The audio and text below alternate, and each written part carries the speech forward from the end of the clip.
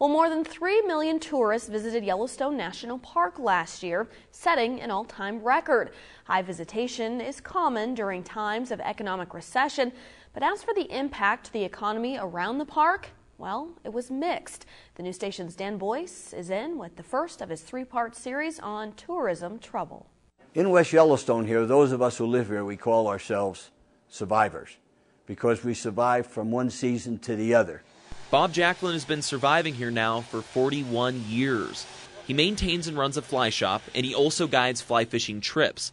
Now, the clientele for these guided trips, usually wealthy individuals or groups of friends. He waited all through last summer for that annual cash infusion. And they just didn't show. So I thought we were down about 25% last year. Guiding revenue down 25% during the park's most popular year ever. Why? Executive Director of the West Yellowstone Chamber of Commerce, Mary Sue Costello, says it's due to the type of visitors from 2009. Not the wealthy flying in from around the world, but families driving from neighboring states. Families looking for a value. For instance, that they might decide to visit the museum here in West Yellowstone, and then they would eat peanut butter and jelly sandwiches for lunch rather than going to a restaurant. And not staying in hotels and inns. Costello says it's these more humble operations like the rustic RV campground that did especially well last year. The trend gave David Robinson and his wife a new business idea. They started Lava Creek Adventures about a year ago, a company offering, ironically, guided trips.